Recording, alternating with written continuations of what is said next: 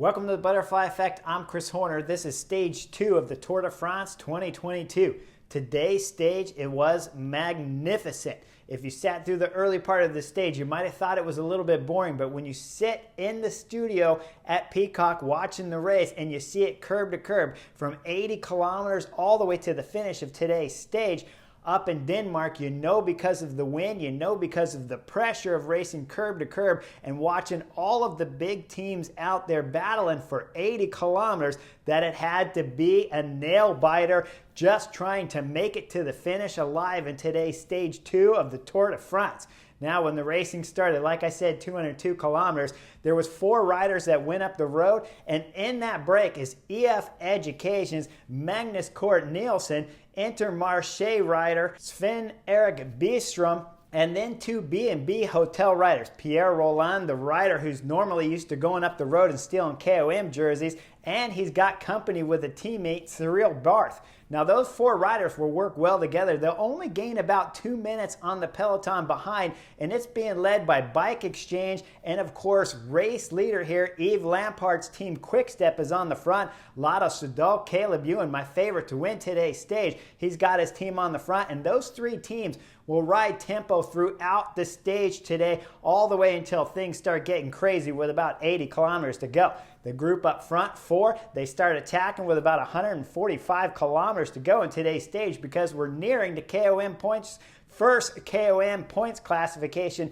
here at the Tour de France. It's going to be Pierre Rolland that throws in the first attack, and then when we get on the climb, it's his teammate Cyril Barth that throws in a big attack. But Magnus Cort Nielsen, EF Easy Post, is all over the attacks and the first rider to cover. Last rider to throw in an attack is going to be the Intermarché rider, Sven-Erik Byström. He tries to drop Magnus Cort Nielsen back there, but he can't, and Magnus Cort Nielsen throws in a marvelous acceleration to take the first KOM classification here on stage 1. Now, there's 2 more KOMs coming, and Sven-Erik Byström, the Intermarché rider, he doesn't want the B&B hotel rider duel back there to get back on, so he starts pulling hard.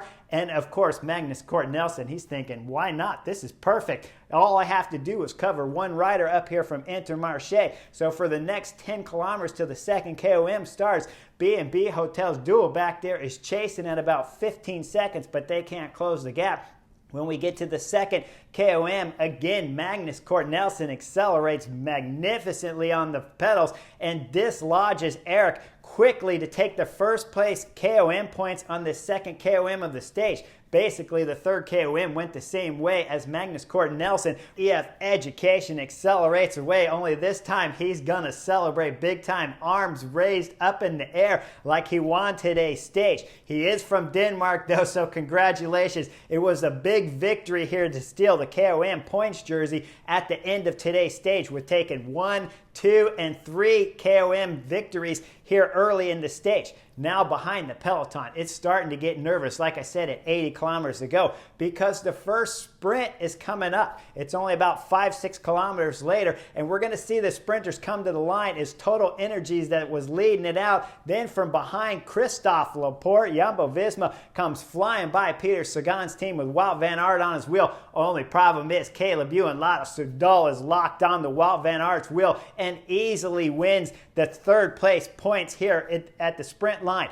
Wout van Aert will get 2nd just behind Caleb Ewan for 4th on the stage, and then Peter Sagan 5th on the sprint competition, 3rd amongst the GC guys that are all fighting for the green jersey here. Up front, those 2 riders will finally separate as Erik Byström, he decides to go solo in the stage. He'll get caught with just under 35 kilometers to go. But before that happens, at 36 kilometers to go, there's a little bit of an incident back there between EF Education and FDJ. Stefan Kuhn was passing on the outside, the right side, the long way around the bend. Only problem is he was passing 3 EF Education riders, and Ruben Guerrero is sitting there in the middle. He didn't like the FDJ rider, Stefan Kuhn, moving in on his space here, and they start getting in a little bit of an argument. Moments just after that, we're going to see Stefan Kuhn reach up from the left side to the right and grab the helmet of Ruben.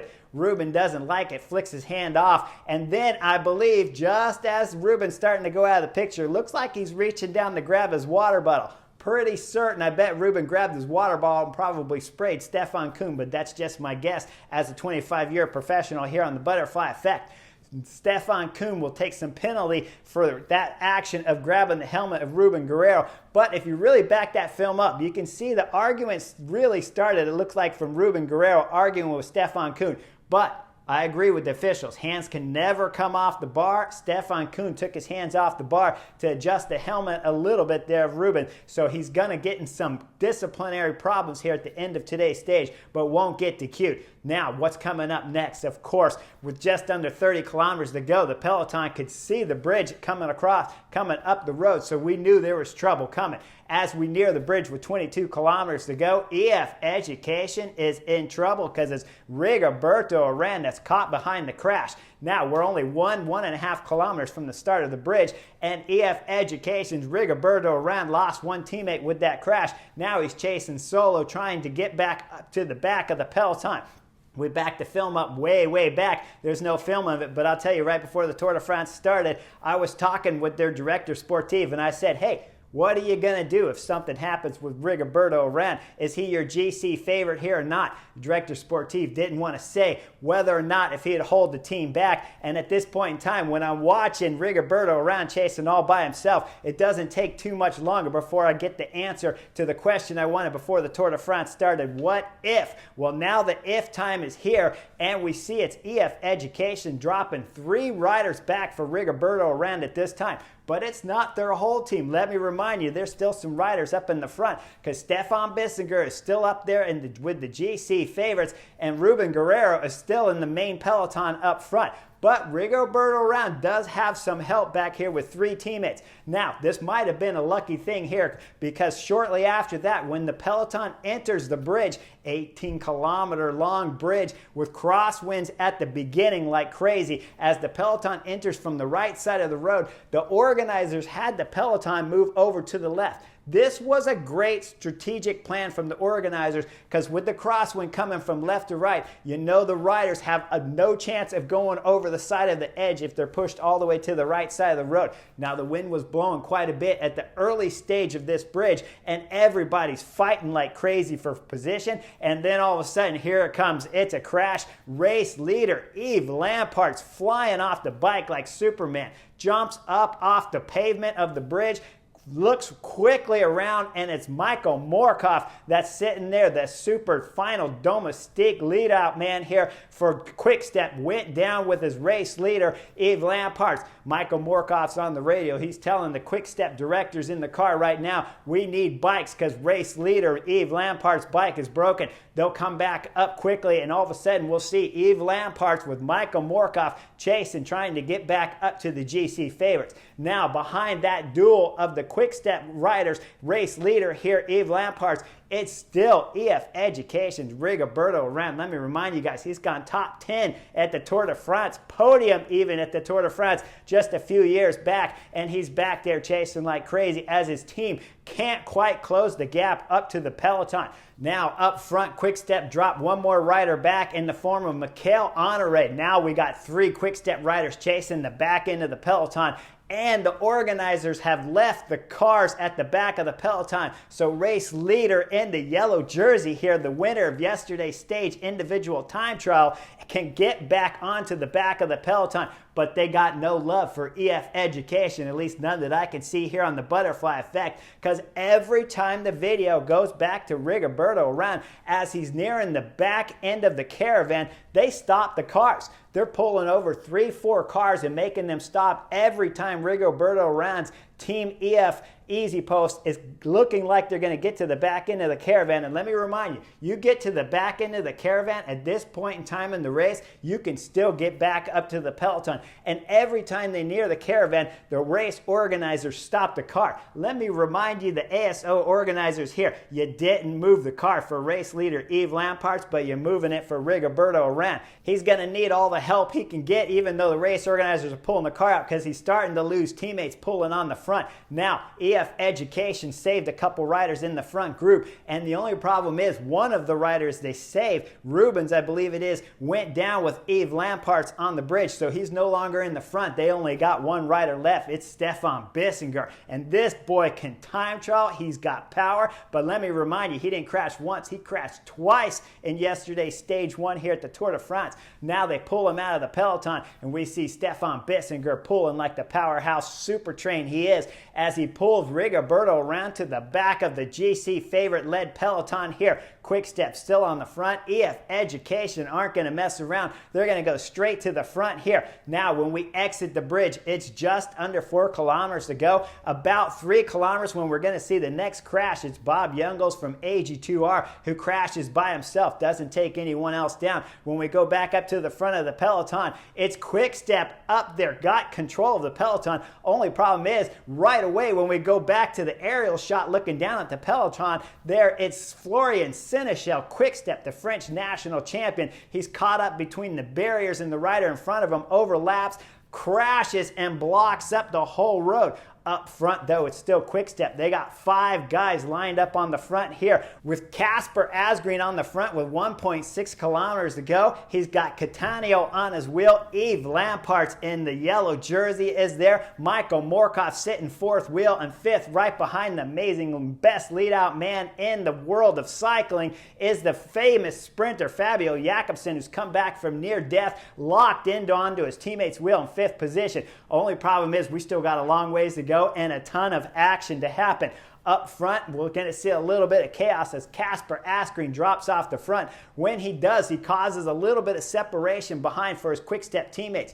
When he's dropping back, the speeds at the front were so fast that when you pull off because of the headwind, he's going to drop like a rock. And when he does, we're going to see a little separation back there between Michael Morkov and the sprinter Fabio Jakobsen. They'll part ways. But remember, Michael Morkov knows how to do leadouts from the front and from the middle of the peloton. He knows what to do. At this point in time, there's no slowing down for the front riders up front of Quick Step as Cattaneo's taken over with 1.2 kilometers to go.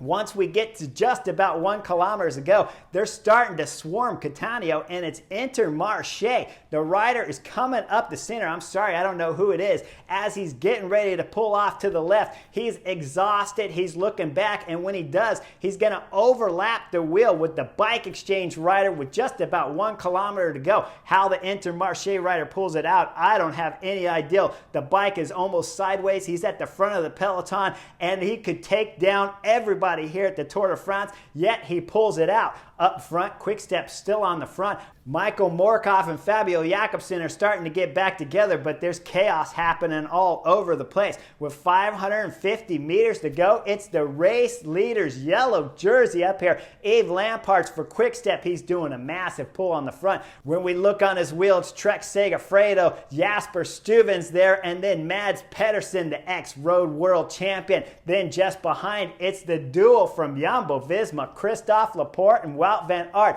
Wow, let me back the film up. Let me back it all the way back up to the individual time trial when I said Christophe Laporte was taking too much of a risk to try to win the individual time trial and crashed himself going into the left corner. If he had crashed out of the Tour de France on that stage, he wouldn't be up here at this moment in the Tour de France trying to lead out Wout van Aert to get himself into yellow. Let me remind you, he's only 5 seconds behind the rider that was pulling at the front, Yves Lamparts. Now, with Wout van Aert lined up on Christophe Laporte's wheel, we see Quick Step. They're still back there. Sagan is back there. And Caleb Ewan is back there. At 450 meters to go, Yves Lamparts finally had enough. Race leader's yellow jersey here at the Tour de France pulls off hard left, trying to exit cleanly before the sprinters really start their kick to the line here on stage 2. Trek Segafredo, Jasper Stuyvens, he's on the front. He's got the ex-road world champion on his wheel, Mads Pedersen.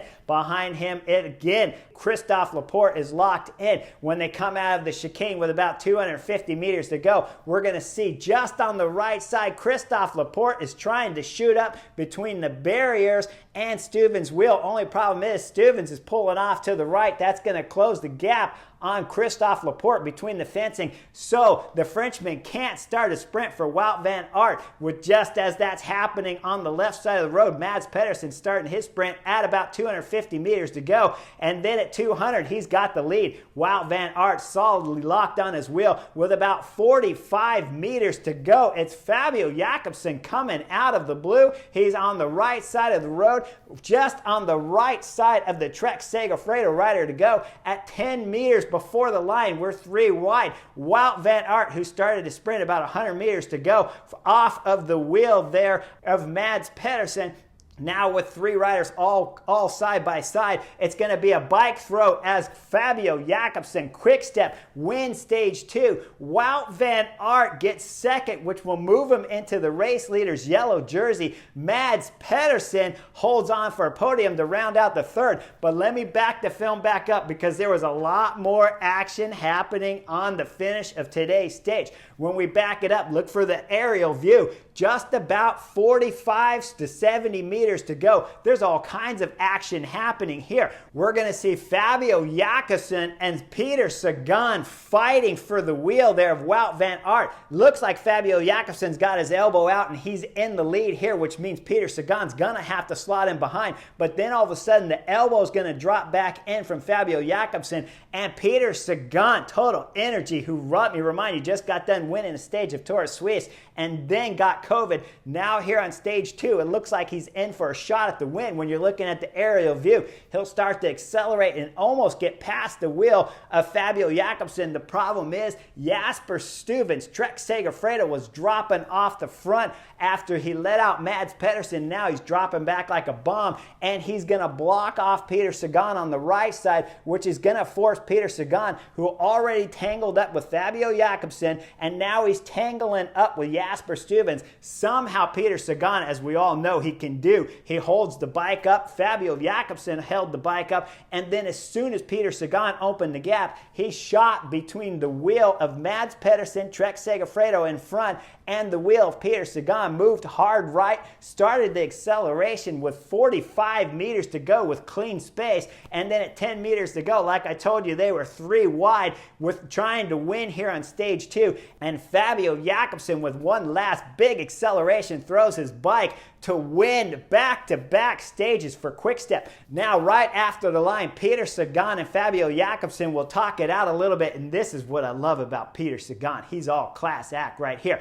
He knows this was just sprinting. Nobody needs to be DQ'd here. Nobody was in the wrong. This is just riders that want to win stage 2. Nobody on purposely hooked somebody to the fences or did anything bad. Love bumping is racing. This was just a love tap for Peter Sagan and Fabio Jakobsen as we see the hand from Peter Sagan reach up to the back of Fabio Jakobsen and pat him on the back, telling him congratulations. Moment after that, race leader's yellow jersey, Yves Lampaert, who rode spectacular. Let me remind you again, when they entered the bridge, he crashed and was flying in the air, jumped up, grabbed his spare bike, and chased back on with Michael Morkov to close the gap back up to Fabio Jakobsen's peloton group up there, and then get on the front and doing massive pulls between 900 and 500 meters to go until it was Trek Segafredo that took over. Without that pulling, we got a whole nother scenario. Quick Step was absolutely marvelous. They worked from all the way from kilometer 0. They worked on the bridge left and right. They sent riders back right away for Yves Lampaert in the race leader's yellow jersey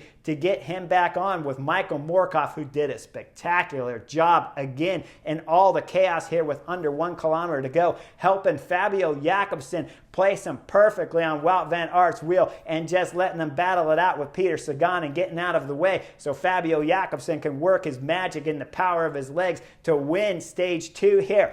Now, Quick Step, remember there was all the dilemma of leaving Mark Cavendish off of the roster. You really can't argue now. Fabio Jakobsen has himself a win. Yves Lampaert's won yesterday's stage, gives up the race leader's jersey today, but you can tell he's not upset. And why would you be? You're not going to hold the race leader's yellow jersey for much longer. If you have it 1 day, if you have it 3 days or 5 days, it doesn't really matter. Yves Lampaert knows that, congratulates his teammate in classic style here as Fabio Jakobsen has done an amazing return to form to win his first here at the Tour de France. Congratulations, Fabio Jakobsen on your marvelous, amazing victory here on stage 2. This was a fun stage to dissect because there was just interesting little tidbits throughout the stage. And when you look at the drama, 80 kilometers, curb to curb, all the way to the finish, whoever was going to walk away with today's victory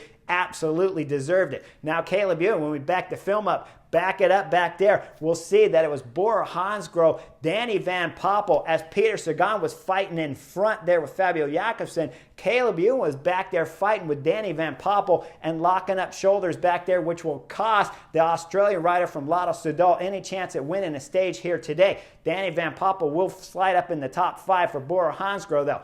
Fabulous stage. Absolutely fun to dissect and watch and bring it here to you guys on the Butterfly Effect. I hope you appreciate all the details, and I'll see you guys again real soon for stage 3 on the Butterfly Effect of the Tour de France.